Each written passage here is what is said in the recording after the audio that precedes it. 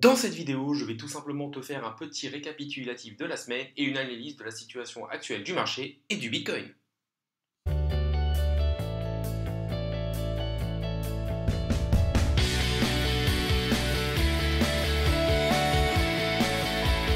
Salut à tous, c'est Inspecteur Crypto, bienvenue dans le JT du vendredi. Pour les nouveaux, le JT du vendredi, c'est quoi? C'est tout simplement un récapitulatif de la semaine au niveau des actualités avec une analyse du marché et souvent du Bitcoin. Des fois, je peux analyser aussi d'autres bons plans ou vous donner des petits tips.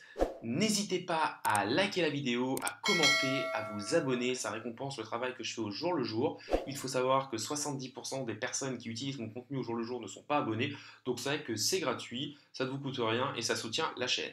Mais tout de suite, passons sur les news de la semaine.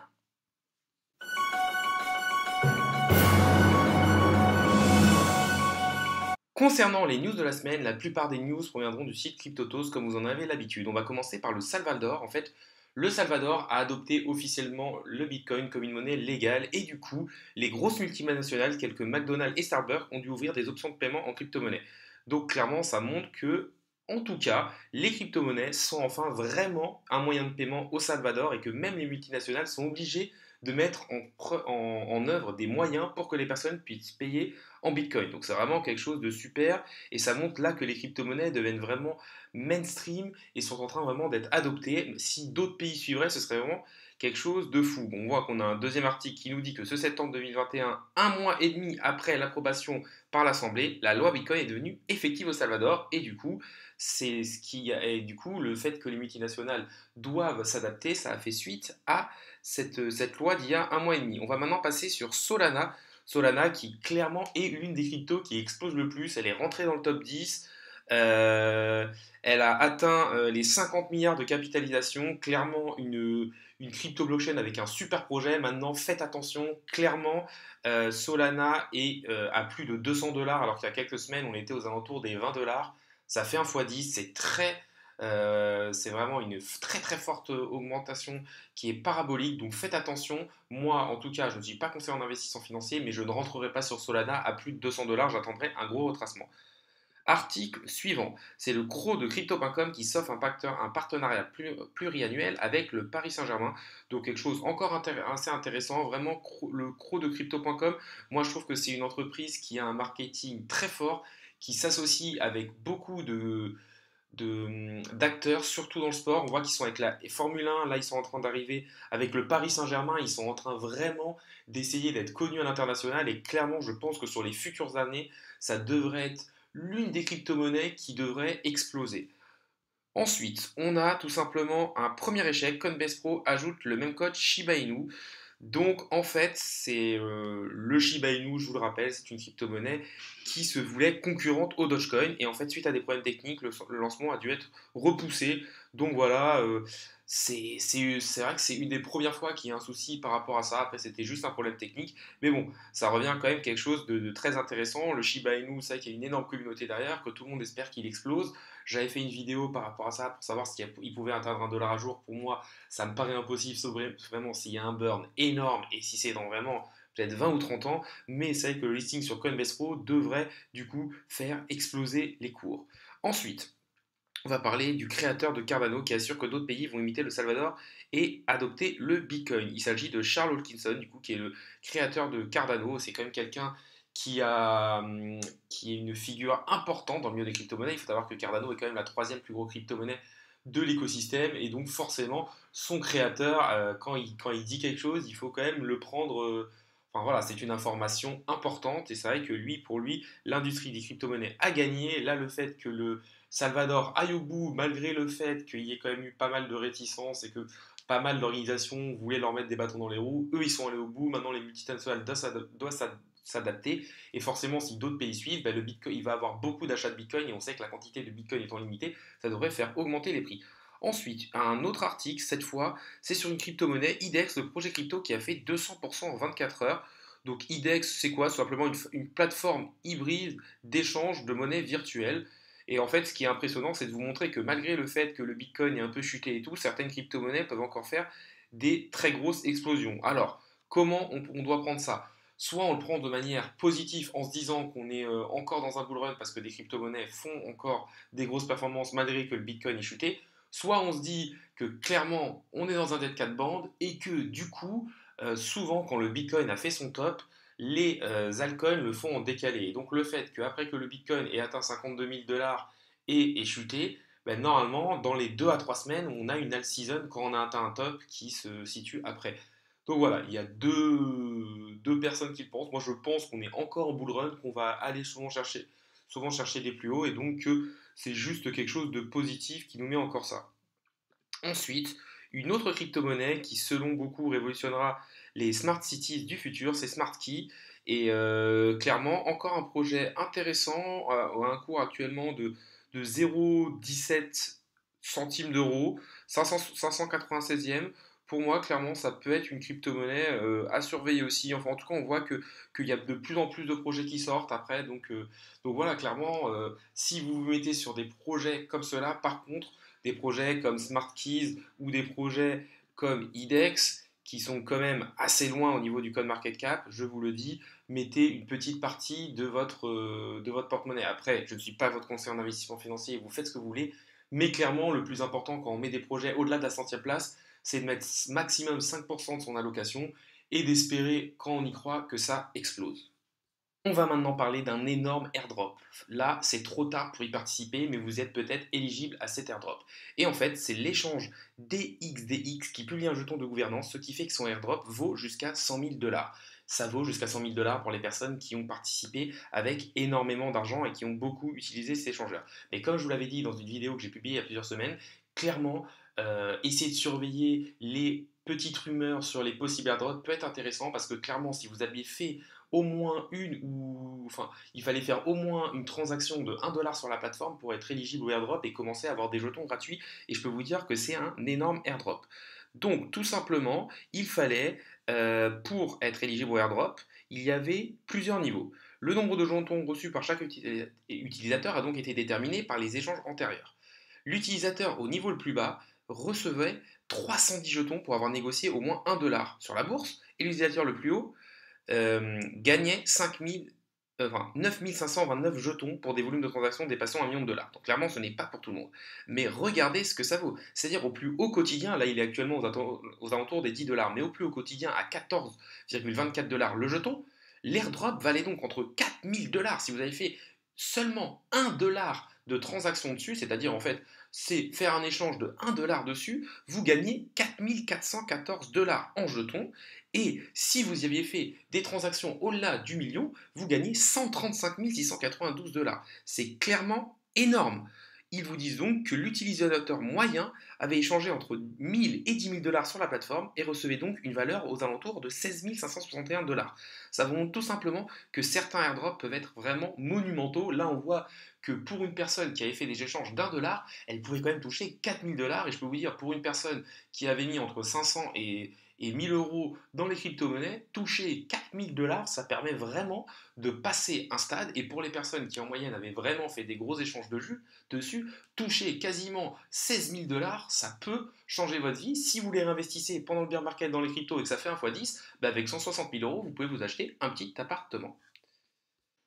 Passons maintenant sur une analyse du Bitcoin. Comme vous en avez l'habitude, je vais commencer par le Scalpex Index qui permet d'un seul coup d'œil d'avoir un regard sur la situation dans laquelle est actuellement le Bitcoin.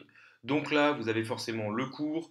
On voit qu'on est quand même dans une tendance haussière à moyen terme, c'est-à-dire depuis quasiment un bon mois, voire 2 bons mois, avec des plus bas de plus en plus hauts et des plus hauts de plus en plus hauts, malgré cette petite correction qu'on a eue qui est sûrement due à beaucoup de liquidation. On voit aussi qu'au niveau du Fear and Greed, on est revenu dans le neutre, ce qui est quand même pas mal, ce qui montre qu'on a réussi à resetter un peu la façon de penser des personnes. C'est vrai que là, on commençait à être dans légère avidité, les personnes commençaient à se dire on va aller to the moon. Et là, clairement, du coup, les personnes se sont beaucoup leveragées. Je le réexplique quand on met un effet de levier, c'est-à-dire que par exemple, si vous avez un effet de levier x 10, ça multiplie vos gains par 10, mais aussi vos pertes par 10. Donc, si le Bitcoin baisse de 10%, du coup, vous, ça vous fait comme une baisse de 100%, et donc vous êtes liquidé et vous avez une vente au marché qui est faite. Et ça vous permet aussi de contrôler 10 fois plus de Bitcoin. Donc, clairement, quand vous avez des whales veulent manipuler sur le marché, ils vendent un petit peu, ça fait chuter le cours, ça vient taper ces zones qui font des liquidations. Ensuite, ces liquidations, par exemple, au début, on va liquider les personnes qui sont au levier x30. Après, ces liquidations vont faire atteindre le levier x20, puis le levier x10, puis le levier x7. Et en fait, ça a permis de liquider 3 milliards en une journée. Et donc, on a eu cette grosse mèche. On voit qu'au niveau du social index, on est assez sur d'armes. Donc, clairement, les personnes parlent beaucoup moins du Bitcoin. Et c'est pas mal pour reprendre de la force. Et c'est sûrement le moment où c'est intéressant de continuer à accumuler et où les West vont continuer à accumuler. Et là, on voit qu'on est en légère recherche de vente. Mais je pense que c'est assez neutre aussi. Si on part sur le cours du Bitcoin, qu'est-ce qu'on peut voir? Là, c'est des lignes que j'avais tracées il y a très longtemps, que j'ai juste rallongées. Et on voit qu'en fait, on est revenu dans l'espèce de range qu'on avait entre en gros, les 40 000 et les 60 000 dollars, un range qu'on avait mis assez longtemps. On avait fait un fake out, on était re-rentré, derrière on a vu la correction, on était bien en dessous, et là on a réintégré ce gros range. Sinon, on voit que le fait que là le cours commence à baisser, on a toujours la divergence sur le RSI, mais en gros, du coup, ça va la calmer. On voit que les volumes sont pas dingues au niveau du Bitcoin. Autre chose à regarder, on va enlever le MACD pour avoir une meilleure visu et vous mettre tout simplement les moyennes mobiles. Et là, on peut voir que la moyenne mobile 50 et la moyenne mobile 200, c'est-à-dire la ligne violette et la ligne orange, sont pas loin de se croiser. Elles risqueraient de se croiser ici. Et ça s'appelle un golden cross. Et souvent, quand il y a le golden cross, ben derrière, on a une forte explosion et une forte tendance haussière. Ça ne veut pas dire que ça va forcément arriver, mais c'est quelque chose qui peut être intéressant à regarder. Sinon, comme je vous l'ai dit, on voit qu'on est clairement sur une belle tendance. Là, c'est en train de se calmer. On va peut-être un petit peu consolider pour exploser derrière. Pour l'instant, les volumes ne sont pas là. Pour moi, du coup, ce qu'il faudra surveiller, c'est la sortie de au niveau des 59 000 dollars. Pour moi, si on arrive à péter les 59 000 dollars, ce qui correspond à un énorme range qu'on a réintégré et dans lequel on avait quasiment passé 3 ou 4 mois, clairement, je pense qu'on va aller direct chercher la TH et quand on est en price discovery, souvent on explose pas mal. Au niveau de la Bitcoin dominance, que dire de plus? La Bitcoin dominance, la dernière fois que je vous avais fait une vidéo, elle était aux alentours de 41, on est toujours aux alentours de 41. On est en train de stagner aussi au niveau de la Bitcoin dominance. Je vais maintenant vous présenter certaines crypto-monnaies qui pour moi sont intéressantes. On peut voir par exemple Algo contre l'USDT qui est un peu une crypto-monnaie anti-crise. Le Bitcoin a connu quand même jusqu'à un moins 20%. Il est encore aux alentours des 46 000 dollars. Regardez sur son graphique, on a l'impression qu'il ne s'est rien passé. On a quand même eu une performance énorme. Là, sur les 2 derniers jours, on a quand même une performance de quasiment x2 sur Algorand qui a réussi à péter ce plus haut-là. Alors que niveau Bitcoin, on a eu la grosse correction. Là, en plus, on voit que sur le RSI, on fait des plus hauts de plus en plus haut et que sur le cours, on fait des plus hauts de plus en plus haut. Donc, clairement, pour l'instant, il n'y a pas de divergence qui pourrait montrer que ça va ralentir sur Algorand. Maintenant, clairement, on commence à devenir parabolique. On voit qu'on est en train de devenir de plus en plus parabolique, donc il faut quand même faire attention. On va donc maintenant regarder une autre crypto-monnaie, à savoir le Filecoin contre le dollar. Sur Binance, je pense qu'il y aura assez de... Enfin, ça nous montrera quelque chose de bien. Filecoin, en fait, c'est une belle crypto-monnaie pour moi qui est assez intéressante. On va regarder où on en est au niveau des Fibonacci, ce qui est quand même, je trouve, assez intéressant à regarder. On va prendre le plus bas qui est ici avec le plus haut qui est sur cette mèche-là pour regarder où on en est à peu près sur le Falcon. Ce qu'il faut regarder, c'est qu'actuellement sur le Falcon, on est dans la zone de rechargement de cette montée-là entre les 61,8 de Fibo et les 78,6 de Fibo. C'est un projet intéressant, on est dans une zone d'investissement à long terme intéressante, on voit que sur les derniers jours, on a quand même eu des forts volumes. La preuve, hein, clairement, voilà, les personnes se sont dit avec cette chute, on revient dans la zone de rechargement. Donc clairement, qu'est-ce qu'on fait? On investit parce que c'est la zone de rechargement, c'est l'investissement long terme le plus facile à trouver. Donc du coup, on voit quand même qu'il y a eu des très gros volumes. On est dans la zone de rechargement. Clairement, si vraiment on repart au bull run, ça pourrait exploser au niveau de Filecoin. Maintenant, on va regarder une autre crypto-monnaie, à savoir le Ripple. Alors le Ripple, on va le mettre sur Kraken par rapport au dollar. Que dire du Ripple? Le Ripple, il est à peu près toujours pareil. Pour moi, c'est une crypto-monnaie intéressante. Après, je pense qu'au niveau du retracement de Fibonacci, on est clairement pas là où il faut. Voilà, on n'est plus dans la zone de rechargement. Donc clairement, c'est pas forcément le meilleur moment pour investir au niveau du Ripple. Là, clairement, on avait une belle ligne de tendance haussière. On voit qu'on l'a cassée. Ce qui est bien au niveau du Ripple, c'est qu'on est en train de pas mal. On est clairement dans un range entre En gros, les 1,40$ et les 1$. Maintenant, clairement, pour moi, il y a une divergence au niveau du RSI. Donc fais attention, voilà, j'entends beaucoup parler du Ripple. Clairement, on a un RSI qui descend. Et dans le même temps, si on prend ça, ça correspond à ça. On a clairement un cours qui est plutôt en train de monter ou de stagner. Donc attention, on pourrait avoir une grosse baisse à venir sur le Ripple. Nous arrivons donc à la fin de cette vidéo. N'hésitez pas à liker la vidéo, à commenter, à vous abonner. Ça récompense le travail que je fais au jour le jour. Pour récapituler, pour l'instant, on a une petite chute du Bitcoin liée au fort leverage mis sur les marchés. Clairement, ça a fait une cascade de liquidation aux alentours des 3 milliards. Là, on est revenu aux alentours des 46 000 $. On est en train de consolider. Clairement, pour l'instant, en tout cas, pour la poursuite du bull run, pour moi, ça ne remet pas encore en cause la poursuite du bull run ou même la tendance haussière qu'on a installée depuis plusieurs semaines. La vidéo du jour est donc maintenant finie. Salut à tous et à la prochaine.